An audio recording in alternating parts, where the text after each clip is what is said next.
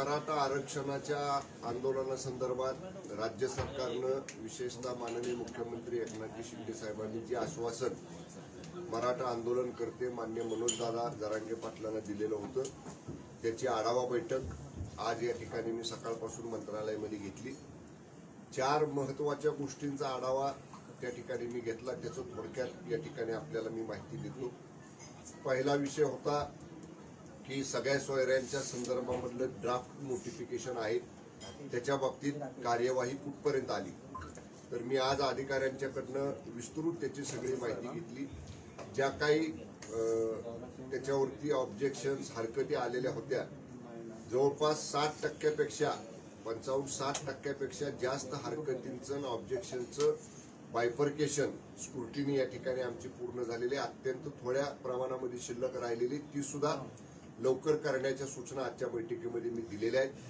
त्यानंतर 8 दिवसापूर्वी जी सर्वपक्षीय बैठक झाली त्या बैठकीमध्ये जे लीगल ओपिनियन सर्वपक्षीय बैठकीला उपस्थित असलेल्या नेत्यांनी त्या नोटिफिकेशनवर दिलेलं होतं ती लीगल ओपिनियन सुद्धा LNJD डिपार्टमेंट जे आपलं लॉ अँड ज्युडिशरी डिपार्टमेंट त्यांच्याकडे आपण अभिप्रायासाठी पाठवलेलं आहे, तपासणीसाठी पाठवलेलं आहे। ते सुद्धा विधी न्याय विभागाने आज सांगितलं की त्याच्यावर सुद्धा त्यांचं काम गतीनं सुरू आहे। तिसरा महत्त्वाचा विषय होता जे स्वतः मी जेव्हा मान्य मनोजदादांना भेटायला गेलो की हैदराबाद गॅजेटच्या संदर्भामध्ये लागू करणं ते तातडीनं, तर त्याच्या बाबतीत सुद्धा आपली टीम जाऊन आल्यानंतर तेलंगणा गव्हर्नमेंटला तिथल्या वरिष्ठ अधिकाऱ्यांशी आपले मुख्य सचिव स्वतः बोललेले आहेत आणि ती ऑथेंटिक डॉक्युमेंट्स म्हणजे सर्टिफाईड कॉपीची डॉक्युमेंट्स त्या सरकारनं लवकरात लवकर आपल्याला द्यावी याच्यासाठी सुद्धा त्या सरकारकडे आपले प्रयत्न सुरू आहेत। याच्या बाबतीत आज मला अधिकाऱ्यांनी असं सांगितलं की जे हैदराबाद गॅजेटचे सर्टिफाईड डॉक्युमेंट्स आपल्याकडे त्या तेलंगणा गव्हर्नमेंटकडून उपलब्ध होतील त्याची पडताळणी ज्या व्यक्तीला ते गॅजेट लागू करायचं आहे किंवा ज्या गॅजेटच्या अनुषंगानं ज्यांना जातीचा दाखला द्यायचा आहे त्याचा आपल्याला पडताळणी करावी लागेल आणि त्याची सुद्धा यंत्रणा आपल्या शासनाकडे या ठिकाणी आपण ती कशी यंत्रणा उभी करायची त्या बाबतीत सुद्धा प्रारूप म्हणजे प्रस्ताव तयार करण्याच्या सूचना मी संबंधित विभागाला आजच्या बैठकीमध्ये दिलेल्या आहेत। गुन्हे मागं घेणे ही सुद्धा एक त्यांची महत्वाची मागणी होती। गुन्हे मागं घेण्याबाबतीत जे आपले 2024चा GR आहे त्या 2024च्या GR मध्ये ज्या तारखेपर्यंतचे गुन्हे मागं घेण्याचा निर्णय झालेला होता ते काम सुद्धा या ठिकाणी अंतिम टप्प्यात आलेलं आहे। काही महत्वाचे गुन्हे जे आहेत रक्कम जास्त आहे किंवा सिरियस इंजुरी आहे तर त्या बाबतीत विभागानं शिफारस केलेली नाही, पण ज्या गुन्हे मागं घेण्याची शिफारस विभागानं केलेली आहे त्याच्यावरती अंतिम अभिप्राय विधी आणि न्याय विभागाचा घेऊन ते सुद्धा निश्चितपणे त्याच्यावर सुद्धा लवकर कार्यवाही करण्याचे निर्देश आजच्या बैठकीमध्ये मी दिलेले आहेत। मी हे एवढ्यासाठी आज सांगतोय की 1 महिन्याचा कालावधी माननीय मनोजदादा पाटलांना भेटून आल्यानंतर त्यांनी मला दिला होता। अधिवेशनाच्या कालावधीमध्ये सुद्धा मी काम केलं। आज 20 तारखेला त्यांनी ऑपरेशन सुरू केलं होतं, त्याच्या आदल्या दिवशी सुद्धा मी त्यांच्याशी फोनवर बोललो होतो। त्यांना विनंती सरकारच्या वतीनं केली होती की तुम्ही उपोषण करू नका, पण तरी सुद्धा त्यांनी उपोषण केलं। पण एक गोष्ट समाधानाची आहे, मला आमच्या अधिकाऱ्यांकडून माहिती मिळाली की रात्री त्यांनी थोडंसं औषधोपचार घेतलेले आहेत, त्यांनी सलाईन डॉक्टरांनी सलाईन लावायचा सल्ला दिल्यानंतर त्यांनी सलाईन सुद्धा घेतलेला आहे आणि कदाचित उपोषणाच्या बाबतीत आज ते काहीतरी निर्णय घेऊन कदाचित ते उपोषण स्थगित करतील असं चर्चा आहे। अद्याप त्याच्यावरती फायनल काय आम्हाला कळालेलं नाही, पण आपल्या माध्यमातून माननीय मनोजदादांना आज माझी परत विनंती राहील की त्यांनी प्रकृतीची काळजी घ्यावी। मराठा समाजाला त्यांच्यासारख्या नेतृत्वाची आवश्यकता आहे। त्यांनी ज्या काही सूचना केलेल्या आहेत, ज्या काही सजेशन्स दिलेल्या आहेत, त्यांच्या ज्या काही मागण्या आहेत आणि त्याच्या बाबतीत जे सकारात्मक प्रतिसाद राज्य सरकारनं महायुती सरकारनं त्यांना दिलेला आहे त्याचं डे टू डे फॉलोअप मी माननीय मुख्यमंत्र्यांनी मला आदेश दिल्याप्रमाणे त्याचा डे टू डे मी फॉलोअप करतोय। मी परत एकदा हे सगळं माझे पत्रकार परिषदेतलं वक्तव्य संपवण्यापूर्वी सांगेन की मनोज पाटील जरांगे साहेबांना सरकारनं जे आश्वासन दिलेलं आहे त्याच्यापासून सरकार मागं हटणार नाही। ते कायद्याच्या फ्रेममध्ये चौकटीत बसणारं कसं करायचं ह्याच्यासाठी डे टू डे आढावा त्याचा फॉलोअप मी स्वतः मराठा आरक्षण मंत्रिमंडळ उपसमितीचा सदस्य म्हणून घेतोय आणि म्हणून माननीय मनोज पाटलांनी सुद्धा याच्यासाठी सरकारला सहकार्य करावं. मी ओबीसी समाजाला आश्वासित करू इच्छितो की या बाबतीत जे आश्वासन मराठा आंदोलनकर्त्यांना दिलेलं आहे ते देत असताना ओबीसीच्या आरक्षणाला कुठेही धक्का लागणार नाही. हे वारंवार जे माननीय मुख्यमंत्र्यांनी आणि सरकारने सांगितलेलं आहे त्याच्यावर सरकार आजही ठाम आहे. त्यामुळं दोन समाजामध्ये तेढ निर्माण होणार नाही याची दक्षता महाराष्ट्रातल्या सर्वच घटकांनी या ठिकाणी घ्यावी. ओबीसी समाज जरी आज त्यांना वाटतंय की काही गोष्टी आम्हाला आमच्या विरोधात घडतील, तसं बिलकुल नाही. त्यांना सुद्धा जे आश्वासन शासनानं दिलेलं आहे त्या आश्वासनाच्या बाबतीत सुद्धा सरकार ठाम आहे. त्यांच्या पाठीशी सुद्धा त्यांच्या एकाही सवलतीला, सुविधेला किंवा त्यांच्या कुठल्याही या ठिकाणी आरक्षणाच्या बाबींना कुठेही सरकार धक्का लावणार नाही. आणि मराठा समाजाला जे आश्वासन दिलंय ते वेळेत गतीनं पूर्ण करण्यासाठी आम्ही दैनंदिन त्या गोष्टीचा आढावा मी स्वतः घेतोय आणि एक एक टप्पा त्याच्यात आपण पुढे चाललेलो आहे. धन्यवाद. मला जेलमध्ये टाकून जीवे मारलं जाऊ शकते असं त्यांनी भीती व्यक्त केली आहे जरांगे यांनी. मी ऐकलं नाही, परंतु असं बिलकुल त्यांनी गैरसमज करण्याची गरज नाही. मी मगाशी उल्लेख केलेला आहे की माननीय मनोज पाटील जरांगे हे मराठा आंदोलनकर्त्याचे एक नेतृत्व आहे. मराठा समाजाचे प्रश्न सरकारसमोर मांडून ते सोडवायसाठी त्यांचा प्रयत्न आहे. आतापर्यंतच्या लढ्याला जे यश मिळालेलं आहे, जे 10% स्वतंत्र आरक्षण मराठा समाजाला मिळाले ते ह्या सगळ्या आंदोलनकर्त्यांची सांघिक प्रयत्नाचा भाग आहे. त्यामुळे कुणाला तरी जेलमध्ये टाकायचं, कुणाच्या तरी जीवावर उठायचं अशी भूमिका राज्य सरकार कधीही घेणार नाही. या बाबतीत माननीय मनोजदादांचा गैरसमज झालेला दिसतोय. जी काय अटक वॉरंट निघालंय ही बातमी चाललेली आहे त्याच्या बाबतीत तिथल्या स्थानिक प्रशासनाकडनं मी माहिती घेईन, परंतु न्यायालयीन प्रक्रियेचा तो भाग आहे, त्याच्याशी थेट सरकारचा कुठलाही संबंध नाही. अटक वॉरंटचा हा डाव फडणवीसांनी रचलेला आहे असं पण त्यांचा आरोप आहे. म्हणूनच मी त्यांना सांगतोय की असा गैरसमज करण्यापेक्षा त्यांच्या जर काही शंका असतील या बाबतीत तर जरूर आमची त्यांच्याशी बोलण्याची तयारी आहे. पण असा कुठलाही डाव कुठल्याही सामाजिक नेत्याबद्दल करण्याची राज्य सरकारला आवश्यकता नाही. ओबीसीच्या मुद्द्यावर तुम्ही म्हणलात की धक्का कुठेही लागू दिला जाणार नाही, पण वारंवार मागणी करताना त्याच बाबतीत जरांगे वारंवार बोलतायत की ओबीसीतनं आम्हाला का नाही द्यायचं, आणि दुसरं ही मागणी करत असताना त्यांची वारंवार माध्यमांसमोर येणारी भाषा, या सगळ्या संदर्भात नेमकं काय भूमिका आहे? नाही, हे बघा मी परत सांगेन, त्यांची मागणी त्यांनी केली, म्हणजे त्यांनी मराठा समाजाची आंदोलनकर्त्यांचे नेते म्हणून किंवा प्रमुख म्हणून केली. राज्य सरकारनं विशेष अधिवेशन बोलवलं, एकमतानं ठराव झाला, सर्व पक्षीयांनी त्या ठरावाला विधानसभेत पाठिंबा दिला, कायदा पारित केला की 10% मराठा समाजाला स्वतंत्र आरक्षण आपण दिलं. कायदा होऊन 8-9 महिने झाले, तो टिकला. त्याप्रमाणे ज्या नोकऱ्या तिथून नंतर सरकारच्या जाहिराती निघाल्या त्याच्यामध्ये आपण सुधारणा केली आणि स्वतंत्र मराठा आरक्षणाच्या जागा त्या ठिकाणी राखीव ठेवल्या. त्यामुळं कुठंही ओबीसीला धक्का लावायचा आणि मराठा समाजाला द्यायचं ही भूमिका सरकारची बिलकुल नाही. त्यामुळे तो गैरसमज ओबीसी समाजाला सुद्धा काढून टाकावा. राहिला प्रश्न भाषा वापरली काय, तर मी एक सरकारचा जबाबदार मंत्री म्हणून सांगेन दोन्हीही समाजातल्या आंदोलनकर्त्याला की एकमेकाबद्दल बोलताना संसदीय शब्दांचा वापर आपण केला पाहिजे. आपण लोकशाहीमध्ये वावरतो. आपल्या हे बघा, एखादा हाताने केलेला वार तो एखाद्या वेळी आपण जखम झाली तर तो भरून काढू शकतो, पण शब्दाचा झालेला वार हा कधी भरून निघत नाही, तो मनामध्ये प्रत्येकाच्या राहत असतो.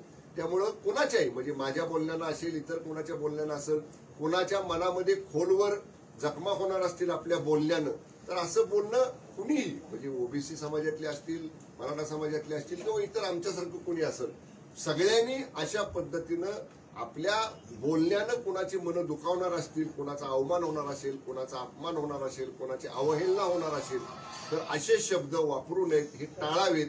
संसदीय शब्दांचा वापर करावा असं माझं मत आहे. सर, याला लागूनच विरोधकांची भूमिका याबद्दल अजूनही म्हणजे काही स्पष्ट नाहीये. काही जुन्या क्लिप्स किंवा काही जुनी वक्तव्य जी समोर येत आहेत, खास करून शरद पवार यांची, की ते देखील म्हणतायत की मराठा समाजाला आरक्षण द्यावं, मात्र कुणालाही धक्का न लावता द्यावं. जुन्या क्लिप्स असल्या तरी आता कुणी भूमिका घेताना दिसत नाहीये. एक सरकारचे प्रतिनिधी म्हणून काय नेमकं विरोधकांना आवाहन करा? कारण आम्ही वाट बघत होतो सर्व पक्षीय बैठकीमध्ये ना आम्ही 2.5-3 तास बैठक चालवली. कशासाठी? आम्हाला वाटलं होतं विरोधक म्हणजे कोण, विशेषतः महाविकास आघाडी, उभाटा, शरद पवार साहेबांचे राष्ट्रवादी आणि काँग्रेस, हे 3 प्रमुख जे महाविकास आघाडीतले घटक आहेत ते बैठकीमध्ये येतील आणि त्यांचं मत मांडतील हे आम्हाला वाटलं होतं. ते आले नाहीत. त्यामुळं त्यांना नेमकं त्यांचं जे पक्षाचं किंवा त्यांच्या महाविकास आघाडीचं मत होतं ते सर्व पक्षीय बैठकीच्या प्लॅटफॉर्मवर मांडायची त्यांना संधी होती, ती त्यांनी गमावली आणि बाहेर ते आता वेगळं वेगळं बोलतायत. म्हणून मला सांगायचं आहे की असे, मी मागे सुद्धा बोललो होतो, असे जेव्हा 2 समाजाच्या संदर्भातले काही महत्वाचे धोरणात्मक निर्णय घेण्याची वेळ येते तेव्हा ऑल पार्टी कॉन्सेन्सस, याचा अर्थ सर्व पक्षीय त्याच्यावरचं एकमत करायचा आपण प्रयत्न करतो. तो राज्य सरकारनं केला होता. पण दुर्दैवानं महाविकास आघाडीतल्या ह्या 3 प्रमुख पक्षांनी त्याला बगल दिली, त्या प्रयत्नाला प्रतिसाद दिला नाही. त्यामुळे आता ह्याच्यात नेमकं त्यांची भूमिका काय ही अजूनही गुलदस्त्यातच राहिलेली आहे. पण म्हणून सरकार गप्प बसणार नाही. सरकार कुठल्याही समाजावरती अन्याय न करता हा प्रश्न सोडवण्याच्या कामात दैनंदिन या ठिकाणी काम करत आहे. मुख्यमंत्र्यांनी शरद पवार आणि मुख्यमंत्र्यांची जी भेट घेतली त्या भेटीमध्ये मग आरक्षणाच्या संदर्भात काय चर्चा झाली ते अजून गुलदस्त्यात होतं. मी नव्हतो ना त्या चर्चेला. मी जर असतो चर्चेमध्ये तर सांगितलं असतं. पण आम्ही चर्चेला असतो तर हे बघा, शेवटी चर्चा माननीय मुख्यमंत्री महोदयांची आणि माननीय पवार साहेबांची झाली. त्यामुळे आता माननीय पवार साहेबांनी सांगितलं पाहिजे त्यांची काय चर्चा झाली. आरक्षणाचा विषय असेल तर एवढी गुप्तता का राखली? मी सांगू शकत नाही ना. मी जर चर्चेतच नाही त्या, तर चर्चा आरक्षणावर झाली का नाही झाली का दुसऱ्या कुठल्या मुद्द्यावर झाली काहीच माहित नाही. जे बाहेर माध्यमांमध्ये येते तेवढंच आम्हाला कळतंय. नाही, एकीकडे अमित शहानी मराठा आरक्षणावरनं पुण्यातल्या त्यांच्या कार्यकर्त्यांच्या बैठकीत टीका केली होती की मराठा आरक्षण पवार असताना का मिळालं नाही आणि बीजेपी सरकार असताना किंवा युती सरकार असताना का मिळालं. आणि त्याच्यानंतर एकूणच पवारांनी घेतलेली मुख्यमंत्र्यांची भेट, भुजबळांनी घेतलेली पवारांची भेट, या एकूणच राजकीय परिस्थितीकडे आपण कसं पाहतो? हे बघा, मान्य अमितभाई शाह साहेब बोलले ते बरोबर आहे ना. पवार साहेबांनी राज्याचं 3 वेळा नेतृत्व केलं. मराठा समाजाला दिलं का आरक्षण? नाही दिलं. मान्य अमित शाह साहेब म्हटले ते बरोबर आहे ना. पवार साहेबांच्या नेतृत्वामध्ये सरकार असताना आरक्षण मिळालं नाही. भारतीय जनता पक्ष शिवसेनेचं सरकार असताना फडणवीस साहेबांच्या नेतृत्वाखालच्या सरकारनं दिलं. ते आमचं सरकार असेपर्यंत आम्ही टिकवलं. महाविकास आघाडीचं सरकार आले की कोर्टात ते रद्द झालं. म्हणजे कोण कमी पडलं? सुप्रीम कोर्टामध्ये रिव्ह्यू पिटिशनमध्ये ते आरक्षण टिकवायला मुंबईमध्ये आपण हायकोर्टात टिकवलं. सुप्रीम कोर्टात कोणाचं सरकार होतं? का बरं तुम्ही तिथं सुप्रीम कोर्टापुढे बाजू मांडली नाही? म्हणजे तुमच्या काळामध्ये नाही मिळत आणि मग फडणवीस साहेब होते तेव्हा मिळालं. आता सुद्धा महायुतीचं सरकार आहे. फडणवीस, शिंदे साहेबांच्या आणि फडणवीस साहेबांच्या नेतृत्वाखाली आपण केला कायदा, टिकवला. कोर्टात गेला तरी कोर्टाने त्याला अजून स्टे दिलेला नाही. याचा अर्थ आम्ही महायुतीचं सरकार हे मराठा समाजाला आरक्षण ज्या ज्या वेळी देतं त्या त्यावेळी ते टिकवतं.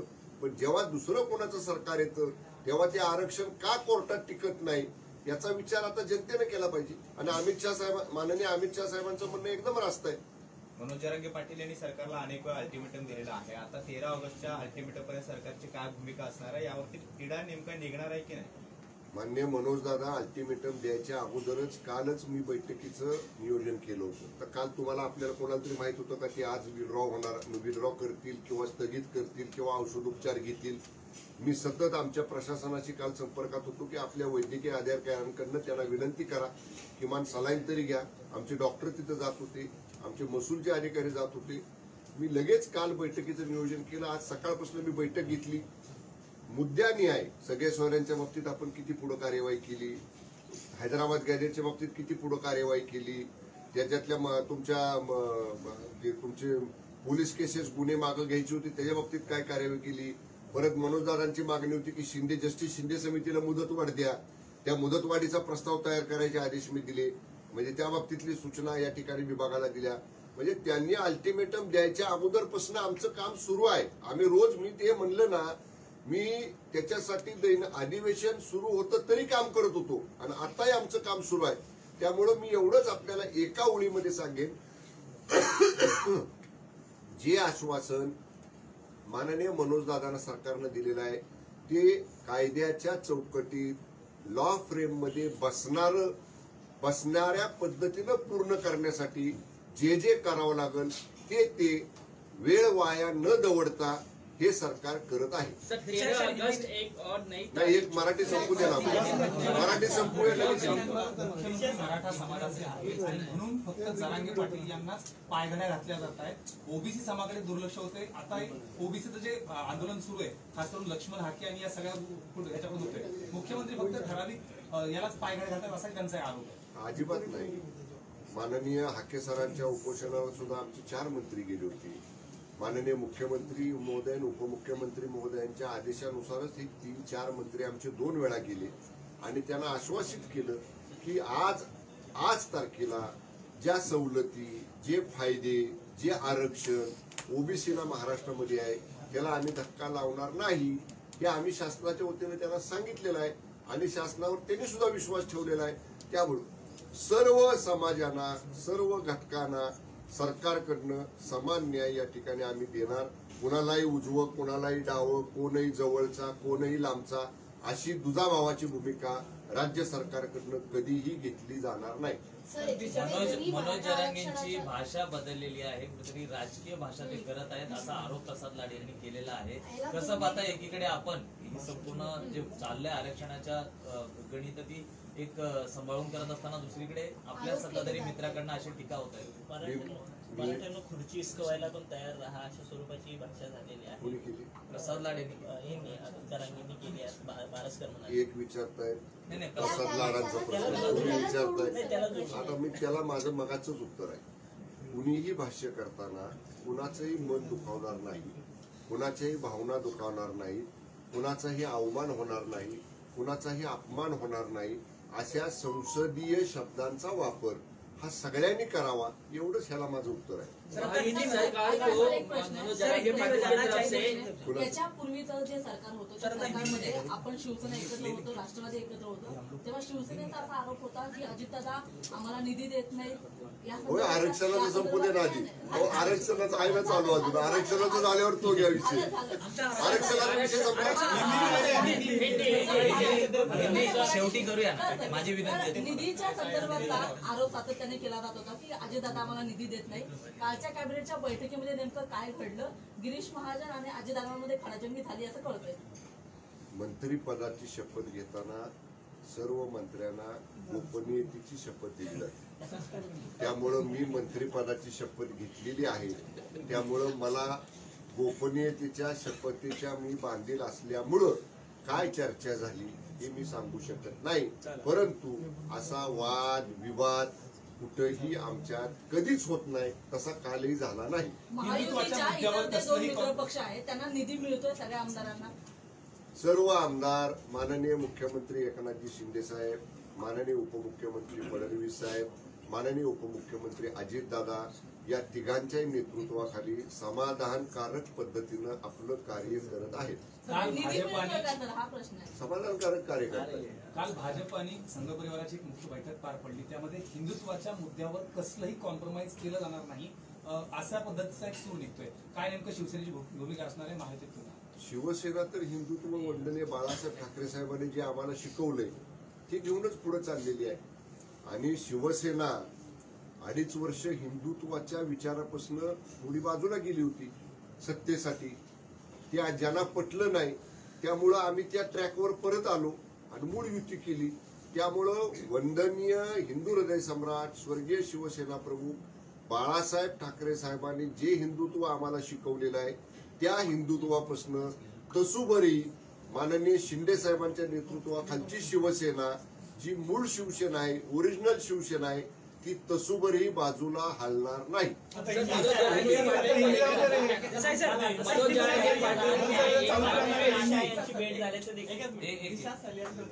ठाकरेंना अडकवण्यासाठी प्रतिज्ञापत्रावर सही करा असा तत्कालीन गृहमंत्री अनिल देशमुख यांच्यावर दबाव होता असा आरोप सामाजिक कार्यकर्ते श्याम मानव यांनी केलाय. तुम्ही सुद्धा गृहराज्यमंत्री होतात महाविकास आघाडीचे. अनिल देशमुखांनी या सगळ्या आरोपांना दुजोरा दिला विशेष म्हणजे. आता हे ज्यांनी वक्तव्य केलंय आणि ज्यांच्या संदर्भाने केले ते सांगू शकतात ना.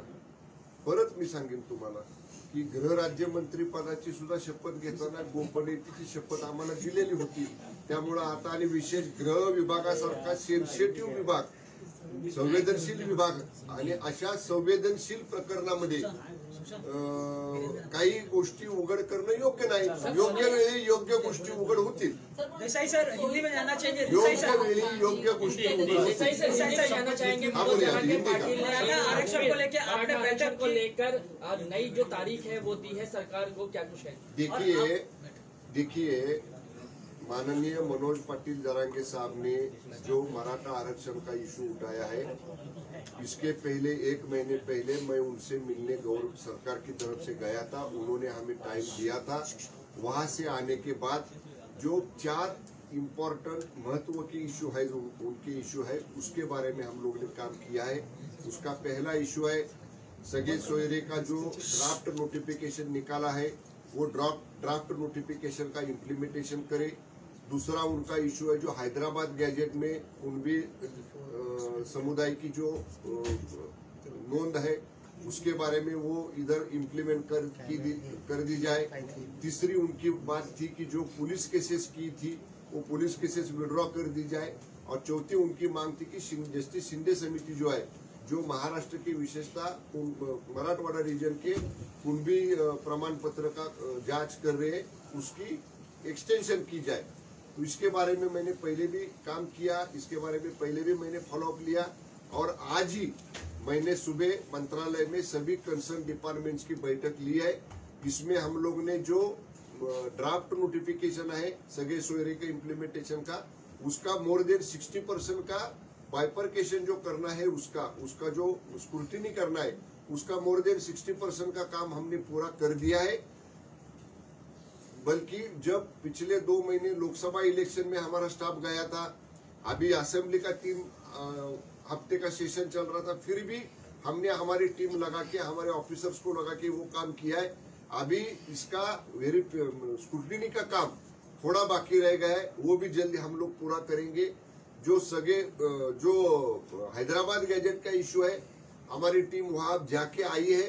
वो गवर्नमेंट से हमने बात की है. वो गवर्नमेंट को हमने रिक्वेस्ट किया है कि उधर की जो 7,500-8 हजार डॉक्यूमेंट्स है, दस्तावेज है, उसका सर्टिफाइड कॉपीज वो गवर्नमेंट के सही सिक्के की हमारे गवर्नमेंट को दी जाए. इसके बारे में भी हमारी गवर्नमेंट ऑफ तेलंगाना से बात चल रही है. वो डॉक्यूमेंट सर्टिफाइड कॉपीज आने के बाद उसको हम टैली करके देखेंगे इधर के डॉक्यूमेंट्स के साथ. और इसके बारे में भी जल्द ही स्वतंत्र यंत्रणा लगा के ये भी हमारा काम चला है.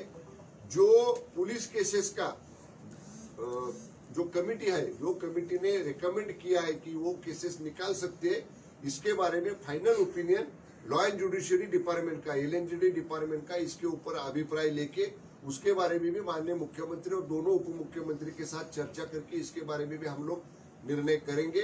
और जस्टिस शिंदे समिति को एक्सटेंशन देने की जो उनकी मांग थी, उसके बारे में भी प्रस्ताव तैयार करने की सूचना मैंने दी है. उसके बारे में भी माननीय CM साहब से बात करके हम जल्दी निर्णय लेंगे. जो आश्वासन माननीय मनोज दादा जरांगे पाटिल साहब को गवर्नमेंट की तरफ से हमने दिया है, वो आश्वासन पूरा करने के लिए वक्त जाया न करके हम लोग डेली इसके बारे में आढ़ावा ले रहे हैं. डेली इसके बारे में हम लोग काम कर रहे हैं. सर वही ओबीसी की बात करें, ओबीसी जो समुदाय है वो भी लगातार विरोध कर रहा है कि हमारे पक्ष में से उनको मराठा आरक्षण, उनको डर है कि तो उनके समुदाय को आप किस तरह से क्या अपील करना चाहेंगे? देखिए, ओबीसी समुदाय के भी जो हाकेसर का उपोषण हुआ था, वहाँ हमारे 3-4 मंत्री लोग, सीनियर मिनिस्टर लोग जाके उनसे बात किए है. हम ये जरूर उनको खातरी दे सकते हैं ओबीसी समाज को भी कि किसी और समाज का आरक्षण निकाल के किसी दूसरे समाज को देना, ये हमारी सरकार शिंदे साहब की नेतृत्व वाली सरकार कभी नहीं करेगी. ओबीसी के आरक्षण को, फैसिलिटीज को, सुविधाओं को जो उनके पास आज तारीख में है, उसको कहीं भी धक्का नहीं लगेगा.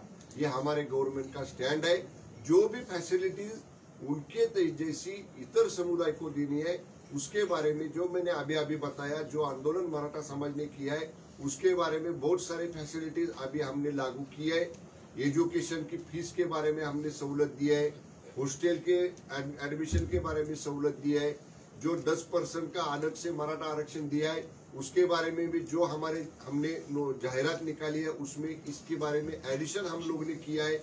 जो बात सरकार ने दोनों समुदाय को आश्वासित किया है उसको इम्प्लीमेंट करने में, उसको लागू करने में सरकार कहीं भी वक्त जाया नहीं कर रही है। सरकार के अलग अलग मंत्री इसके ऊपर काम कर रहे हैं। सर, मुंबई और मुंबई की सड़कों के लेकर एक सवाल है। महायुति की सरकार जब बनी थी तो मुख्यमंत्री ने कहा था कि मुंबई की जितनी भी सड़कें होंगी उनको कॉन्क्रीट किया जाएगा, लेकिन करोड़ों रुपए खर्च करने के बाद भी ऐसा देखा गया कि बारिश के दौरान तमाम जगहों पर गड्ढे हैं सड़कों पर, और इसको लेकर क्या कहेंगे? देखिए, कॉन्क्रीट रास्ते करने का काम चालू है।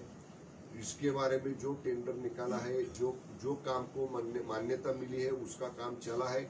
जहां आपको गड्ढे अभी दिख रहे हैं उसका शायद काम मंजूर नहीं हुआ होगा, इसीलिए वो पुराने ही रास्ते हैं।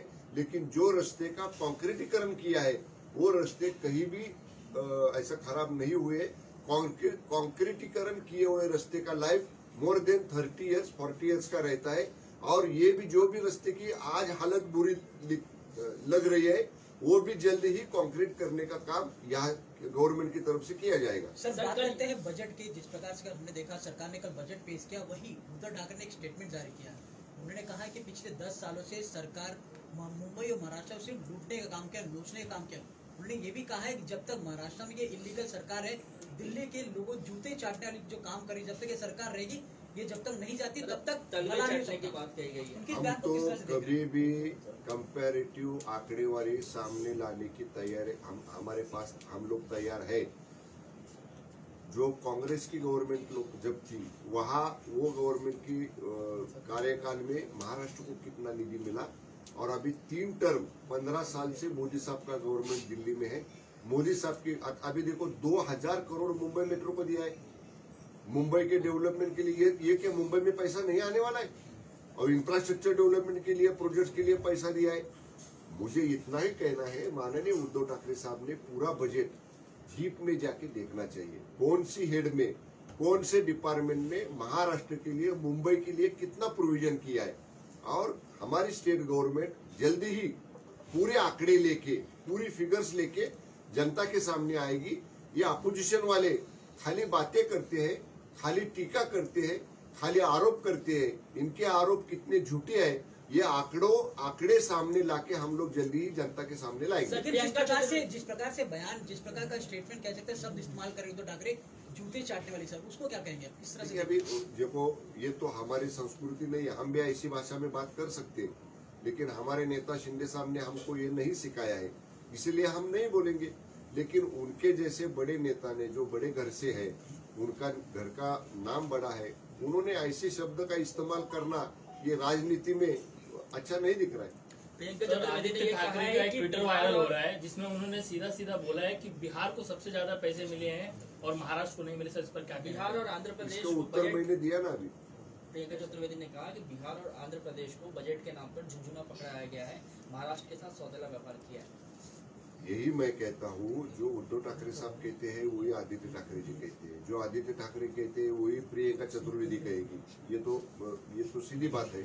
लेकिन अभी जो मैंने कहा, एक ही मैंने उदाहरण दिया, 2000 करोड़ रुपए मुंबई मेट्रो को दिया। ये क्या मुंबई में नहीं आने वाला है क्या? ये क्या महाराष्ट्र में नहीं आने वाले है क्या? मुंबई के इंफ्रास्ट्रक्चर डेवलपमेंट को पैसे दिया है। जो हमारे इरिगेशन के प्रोजेक्ट्स पेंडिंग हुए गवर्नमेंट की तरफ, उसको 900 करोड़ रुपए दी। इसीलिए मैं कहता हूँ एक दिन का टाइम हमको लगेगा, पूरा बजट इसका डिटेल में जाके, डीप में जाके स्टडी करके स्टेट गवर्नमेंट को, महाराष्ट्र को, मुंबई को कौन से हेड में कितना प्रोविजन सेंट्रल गवर्नमेंट ने किया है, ये आंकड़े लेके हम लोग सामने आएंगे। तब जो लोग अभी केंद्र सरकार पर और महाराष्ट्र की सरकार पर टीका करे, उनको इसका जवाब देना पड़ेगा। सर, हिंदी के लिए एक अंतिम सवाल है। विधानसभा चुनाव के लिए अब बीजेपी जो है आरएसएस की मदद ले रही है, आरएसएस फडणवीस पे भरोसा दिखा रही है। और सवाल यह है कि विधानसभा चुनाव में बीजेपी को और आरएसएस की कितना फायदा होगा? आरएसएस एक संगठन है, आरएसएस मार्गदर्शक की भूमिका में रहते हैं। आरएसएस की संगठना हर गांव में जाके, हर देहात में जाके लोगों का काम करती है, और आरएसएस एक मार्गदर्शक की भूमिका में है। उनका मार्गदर्शक हमेशा ही सभी भाजपा रहे कोई भी रहे, उनका मार्गदर्शक सभी लोग लेते रहते. ओके. सीमा भागाच्या मुद्द्यावरती संजय राऊतांनी एक आरोप परत केला परत मराठीवर. शेवटचा प्रश्न. सीमा भागाच्या मुद्द्यावरून संजय राऊतांनी आरोप केला की सीमा भागाची जबाबदारी ही मुख्यमंत्र्यांवरती होती, मात्र मुख्यमंत्री त्या मुद्द्यापासून पळून गेले. तुम्ही सीमा भागाचे समन्वय मंत्री राहिलेले आहात, अजूनही काम करतात. संजय राऊतांच्या आरोपांना कसं उत्तर देतात? संजय राऊतांना आरोप करण्याशिवाय काही समजत नाही. किती बैठका आम्ही घेतल्या सीमा भागातल्या नेत्यांच्या, मी आणि चंद्रकांत, आम्ही दोघं मंत्री आहोत समन्वयक, मी आणि माननीय चंद्रकांत दादा. आम्ही सतत महाराष्ट्र एकीकरण समिती असेल, मध्यवर्ती सीमा लढ्यातली समिती असेल, या सगळ्या पदाधिकाऱ्यांच्या बरोबर वेळोवेळी बैठका घेतो, वेळोवेळी त्यांच्याबरोबर चर्चा करतो. आणि हायकोर्टमध्ये जे पिटिशन आहे त्याच्या बाबतीत 3 वेळा योगायोगानं अशी वेळ आली की एक ना एक जस्टिस त्या बेंचवरचे हे कर्नाटक राज्याचे असायचे. आपण मेन्शन करायचो महाराष्ट्र सरकारच्या वतीनं ती केस लवकर बोर्डावर घ्या, पण 3 वेळा असं घडलं की त्या बोर्डावरती कर्नाटक स्टेटचे जज असल्यामुळं ते म्हणायचे मी कर्नाटक राज्यातला आहे, मी ही केस ऐकणार नाही. आणि म्हणून ती वेळ पुढे गेलेली. न्यायालयीन बाबी काय आहेत ह्या थोडं संजय राऊतांनी म्हणून समजून घ्या. पण जे तुम्ही केलं नाही म्हणून संजय राऊतांना, तुमचं सरकार असताना सीमा भागातल्या लोकांना आपण वैद्यकीय मदत सुरू केलेली आहे. सीमा भागातल्या लोकांसाठी आपण शेनोली गाव जे आहे आपलं कर्नाटक बॉर्डर शेनोली गाव, त्या ठिकाणी आपण मध्यवर्ती मदत केंद्र सुरू केलेलं आहे. लोकांना सीमावर्ती 750 गावातल्या लोकांना जे सहकार्य करणं आहे. मुख्यमंत्री वैद्यकीय मदत म्हणून आपण मदत द्यायला सुरुवात केली त्या लोकांना. आपण तिथले दवाखाने आयडेंटिफाय केले, त्या दवाखान्यांमध्ये थेट तिथल्या रुग्णांचे उपचार आपण करतोय. जे राऊत संजय राऊतांचं सरकार असताना झालं नाही ते शिंदे साहेबांच्या सरकारने केलंय. याची संजय राऊतांना म्हणून आधी माहिती घ्या, अपुऱ्या माहितीच्या आधारे बोलायचं. आणि म्हणून मी परत सांगेन, एक मला असं संबंध माहिती दाखवा की एक असं तर प्रकरण दाखवा संजय राऊत बोललेत आणि ते खरं ठरलंय. तुम्ही सांगा माध्यमांनी, ते जे बोलतात ते कधीच खरं ठरत नाही. त्यामुळे त्यांच्या बोलण्यावर फार विश्वास तुम्ही ठेवू नका. ओके. आणि अजित पवार यांची आज भेट झाल्याची देखील माहिती समोर येते, कसं पाहतात? अरे तुम्ही त्या दोघांना विचारा ना साहेब. आता मी इथं, अमित शहा साहेब दिल्लीत, दादा कुठे आहे मला माहित नाही. तुम्ही विचारा त्याला, मी कसं सांगणार.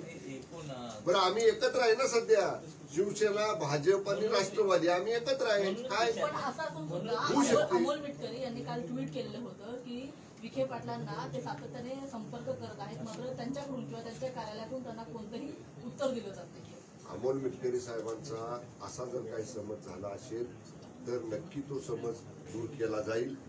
काय कारणामुळे त्यांचा दूरध्वनी घेतला गेला नाही, काय कारणामुळे त्यांना परत फोन रिप्लाय केला गेला नाही. परंतु मान्य आमदार महोदय हे सार्वजनिक कामासाठी, सार्वजनिक प्रश्नासाठी मंत्र्यांना फोन करत असतात. समजा एखाद्या बैठकीमध्ये मंत्री असले, एखाद्या सुनावणीमध्ये असले किंवा दुसऱ्या कामात असले तर त्यांना कॉलबॅक केला पाहिजे आमदार महोदयाला. आणि निश्चितपणे जर अमोल मिटकरी साहेबांचा काही गैरसमज झाला असेल तो मंत्रिमंडळाचा एक सदस्य म्हणून आम्ही दूर करू. थँक्यू.